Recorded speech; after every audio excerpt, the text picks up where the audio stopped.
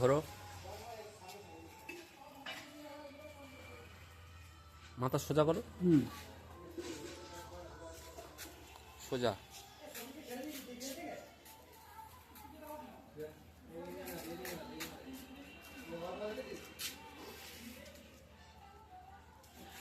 পাটা সোজা পড়ছে না কিন্তু এই পাটা, পাটা কিন্তু সোজা ফেলতে হবে। হ্যাঁ, পাটা সোজা ফেলার চেষ্টা করো। সোজা ফেলছি।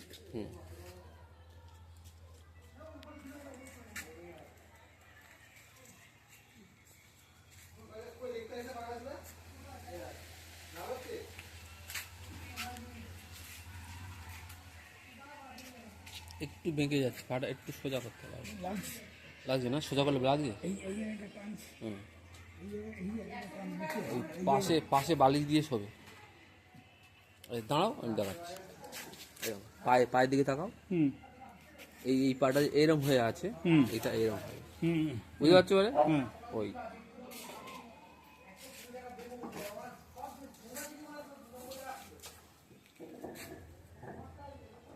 দাঁড়াও, ওখানে দাঁড়াও। ব্যাস, এবার আসো। সোজা না হলে একা একা হাঁটতে যখন যাবে তখন এই পায়ের সাথে ওই পা জড়িয়ে গিয়ে পড়ে যাবে, বুঝতে পেরেছো ব্যাপারটা?